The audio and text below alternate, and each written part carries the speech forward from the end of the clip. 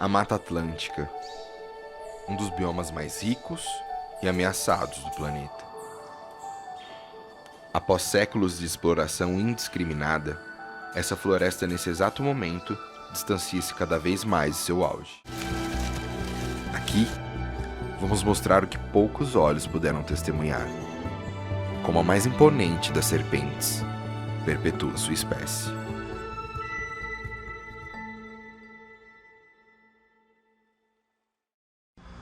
Boa noite, boa noite, boa noite! Boa noite, herpetos! Uma noite especial porque a gente vai falar de serpentes, não só por isso, porque a gente vai falar de um documentário muito especial que saiu esses dias, uma produção brasileira, toda brasileira, brasileiraça, com espécie brasileira, com jeitinho brasileiro, jeitinho especial. Então vamos chegando, vamos sentando, vamos se aquecendo, que vai começar um espetáculo de live. O tema é muito interessante. Eu, pessoalmente, Thiago, fiquei muito animado com o vídeo. A gente começou a distribuir em vários grupos. A gente começou a discutir sobre esse documentário no Herpeto Capixaba.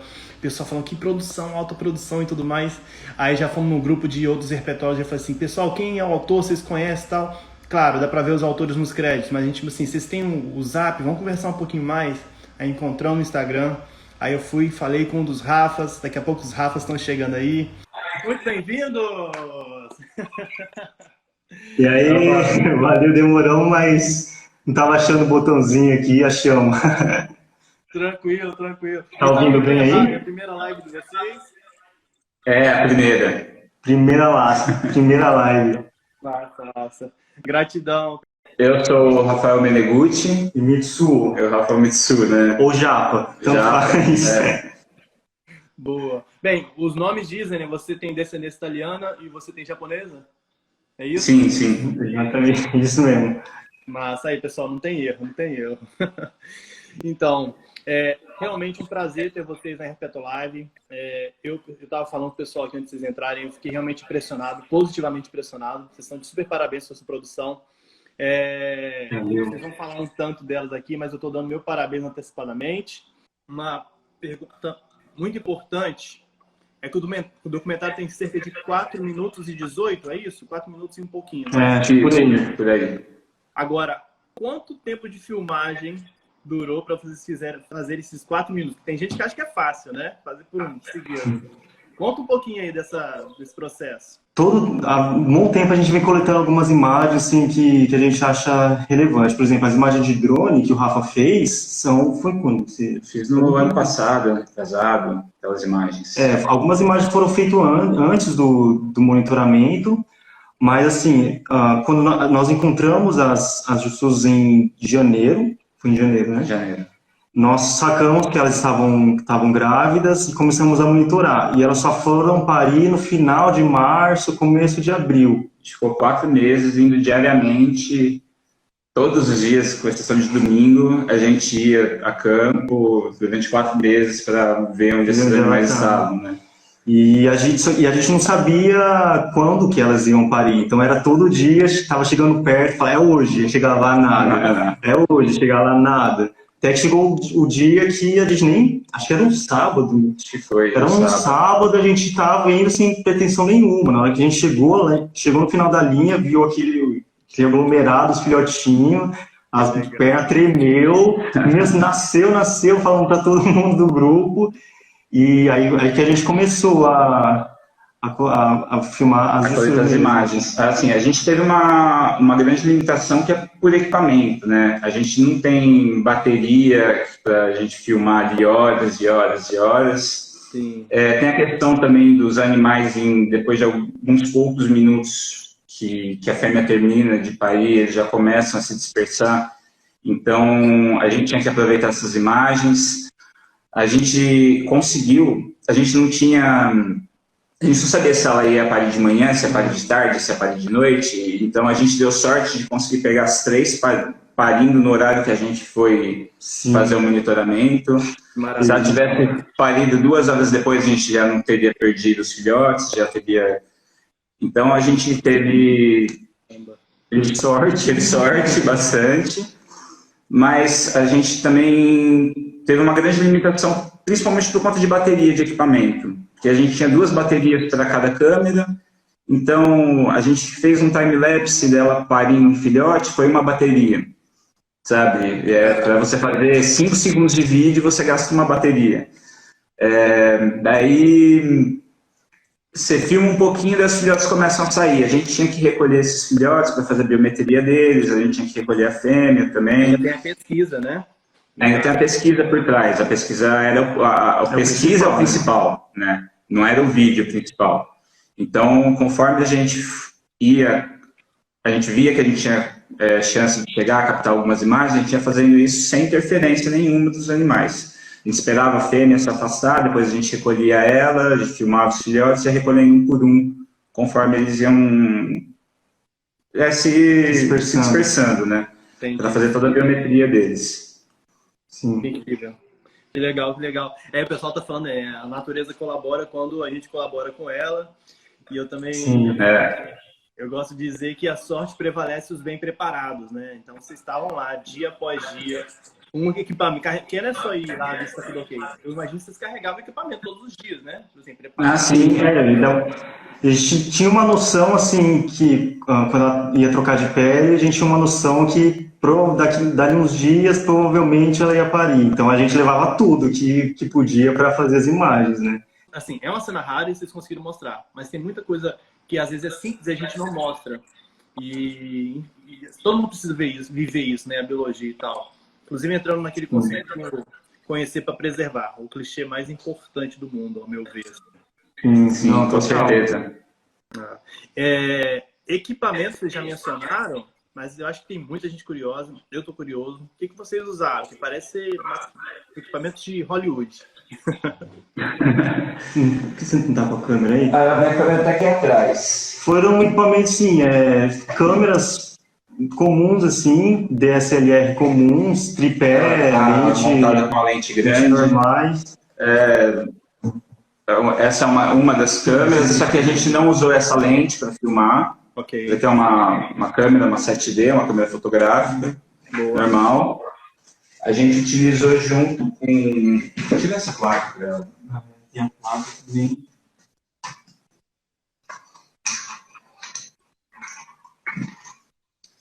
Essa placa aqui de LED, que ali estava bem escuro, onde uma delas pariu, então precisava também para iluminação. Para as imagens mais próximas, a gente usou essa lente, que é uma lente macro. É uma lente legal. Uma lente tem uma qualidade ótica assim, bem bacana. Mas assim, o equipamento, a câmera, não é uma câmera profissional, é um equipamento bom, mas assim, está longe de ser um equipamento profissional, sabe? Tá bem longe, assim. A gente tem algumas lentes assim, que são de nível profissional, como essa macro, uma grande angular legal, tem uma tele também, mas... Para esse vídeo foi basicamente as imagens macro com essa lente. Não foi nada assim, foi tudo bem simples, assim, bem básico. O Rafa tem um slider, que é aquele trilho. É um trilho que você coloca a câmera. Para ela deslizar sem... Sim, que dá um efeito bem legal na imagem também, de meio que descobrindo ela de trás do mato e pega ela separada. Eu imaginei que você tivesse, eu esqueci o nome daquele aparelho agora, que é o estabilizador, que você vai... Não, por enquanto não. Ainda não, um dia. Eu já tive a chance de levar para uma expedição e eu preciso de um desses, hein? Nossa, isso é demais, cara. Eu já mexi em um também uma vez, é absurdo aquilo, é muito bom. Mas esse a gente usou mesmo só, teve algumas maracutaia, um tripé. Tive que inverter o tripé para chegar pertinho dela, né, porque... Sim. Ela estava tranquila, em nenhum momento que a gente estava lá, ela tentou dar bosta, sempre ficou paradinha, mas a gente não chegou perto com a mão, assim, né, perto dela. Não, a gente usou o tripé, teve uma manha lá, o tripé que eu usei tá aqui. Mas uma coisa que acontecia bastante, assim, também, por exemplo, ele queria fazer uma cena um pouco mais próxima. A gente que trabalha em campo, direto com esses animais, a gente consegue... prever alguns comportamentos do animal. Você sabe se o animal está estressado de sua aproximação, se ele está adotando uma postura um pouco mais defensiva ou não. Então, a gente já tem um pouco dessa noção por anos de experiência de trabalho com eles, né? Então, no momento que queria fazer uma cena um pouco mais perto, eu ficava ali com um gancho próximo, de uma forma que não aparecesse na imagem, de uma forma que eu saberia que ela não conseguiria virar para dar um bote, só deixando o gancho próximo. Então, a gente sempre tinha, ou eu ia fazer uma imagem, ele ficava de olho com os filhotes que estavam se dispersando, porque a gente estava às vezes agachado, e os filhotes estavam passando ali quase na nossa mão, sabe? Para fazer as imagens com a máquina. Mas foi tranquilo, assim, quando você conhece o animal, Sim. dá para... E aí, para chegar perto, bem pertinho dela, né, sendo bem próximo, eu peguei esse tripé aqui, essa coluna central dele sai, e eu inverti, coloquei ele aqui por baixo e acoplei a câmera aqui. Então, eu mexi aqui na manopla e a câmera ficava aqui, eu não precisava chegar perto do bicho, entendeu? Legal. E o bicho não estressava. Em nenhum momento ele não teve a vibração da cauda, não tentou dar bote, nem... Não, o bicho parecia que estava meio que num estado de transe, assim, sabe, durante a... Sim, ela estava bem tranquila. Focada na reprodução mesmo, interessante. Focada na postura dos filhotes. Sim. Que a gente imagina, pelo menos eu pessoalmente imaginaria assim, não, o bicho deve ser tudo super estressado, porque tá lidando com a prole dele e, tipo assim, é o gen egoísta, ali é o momento mais importante da vida da serpente, né?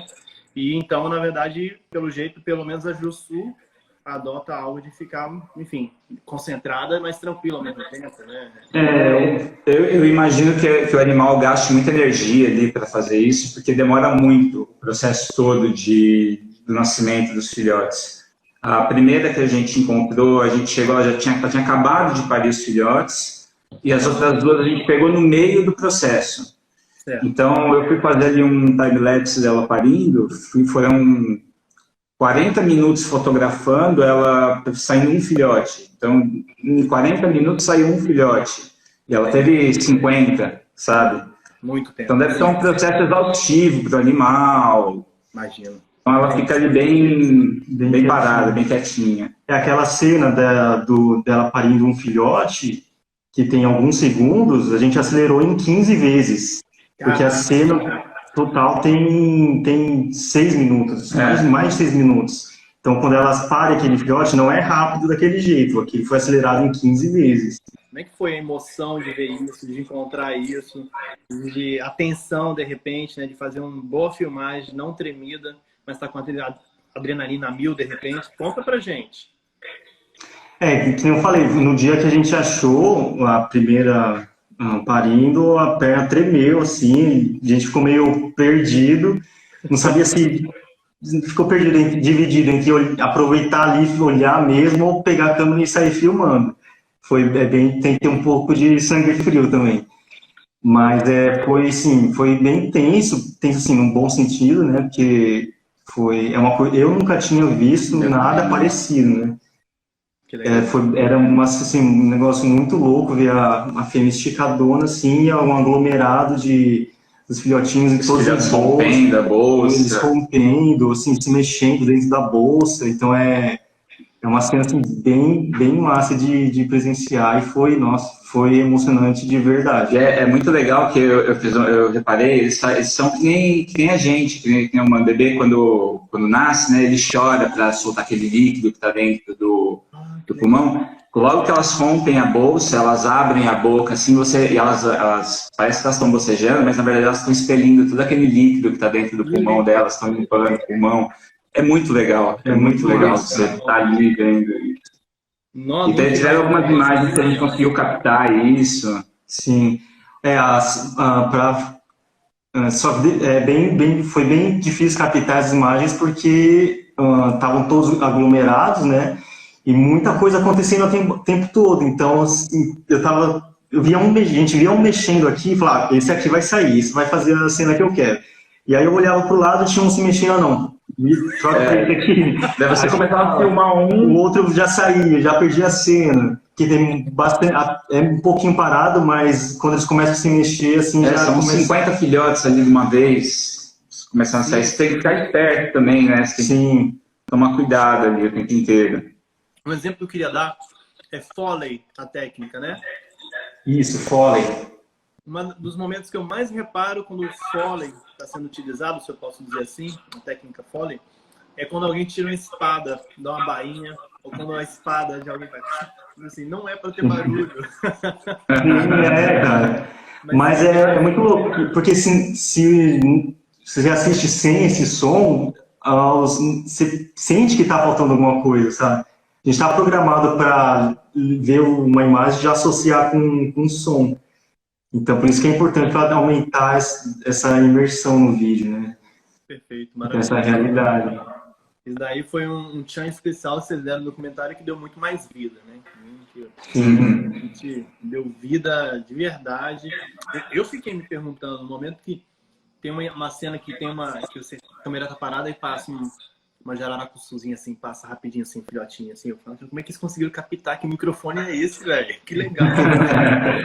Não, o máximo que se queria escutar seria a gente reclamando de dor nas costas, porque a gente ficou agachado, a gente só reclamava.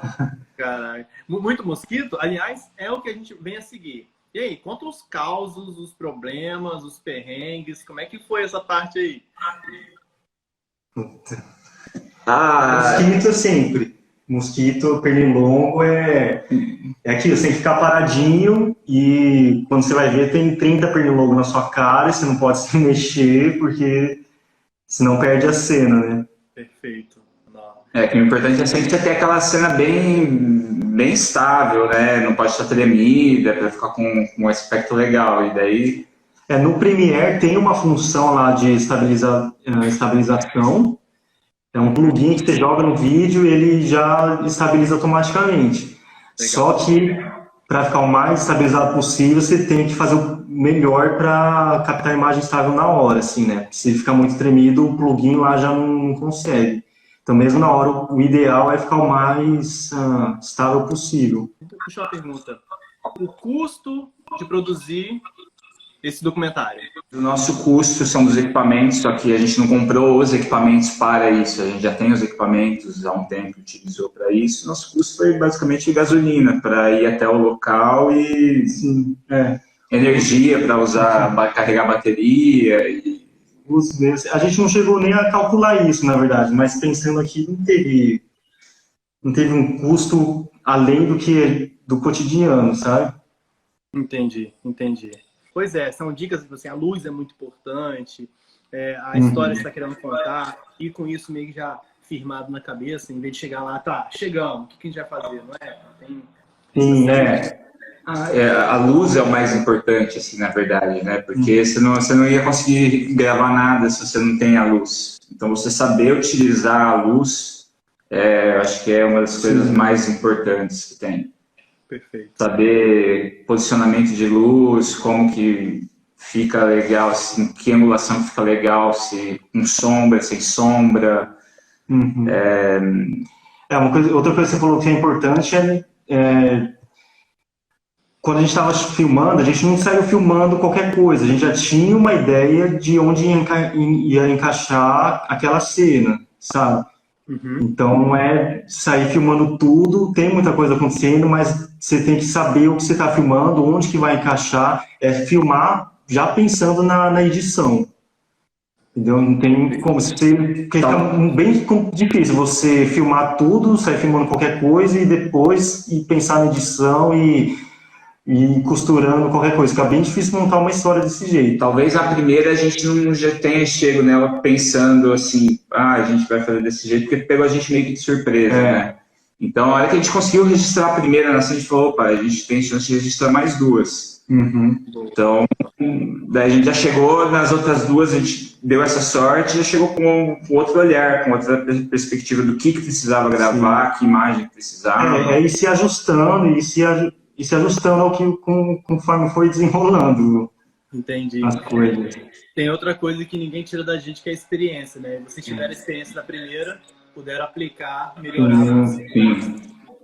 Se tivesse sido só a primeira que a gente tivesse conseguido, a gente não teria conseguido material para fazer isso daí. Não, com certeza. Entendi. Sabe? Porque a limitação de bateria, principalmente, foi acho que o fator principal na quantidade de imagens que a gente conseguiu captar. Foi assim, um fator limitante, sabe? Eu vou dar um exemplo do meu amigo Leonardo Messon, que é com quem eu tenho aprendido a fazer documentário. positivamente ridículo nesse sentido. Ele compra o equipamento, ele compra 10 baterias. A GoPro, 10 baterias, por favor. Tá bom. Cara, bateria e cartão, bateria e memória não pode faltar. O cartão, exato. Pois é, isso é errado assim, não, Thiago. Daqui não, eu nunca quero estar num campo e ter problema de bateria ou de cartão, sabe? Pode ter problema se não conseguimos chegar porque o carro não chegou, caiu uma árvore, alguém quebrou o pé, sei lá, mas bateria e cartão eu não vou me perdoar. E tá certo, tá certíssimo. Não, mas você trabalha com isso, é o mínimo que você tem que ter, sabe? Mas é o que eu falo, a gente ainda não consegue ter uma renda em cima disso. Então, não é um equipamento barato. Então, a gente está juntando isso aos poucos. Uma bateria com R$300, uma bateria da câmera, sabe? R$400, uma bateria. Exato. Então, não é barato. Então, é assim, aos poucos a gente está se equipando e com o que a gente tem, a gente está se virando.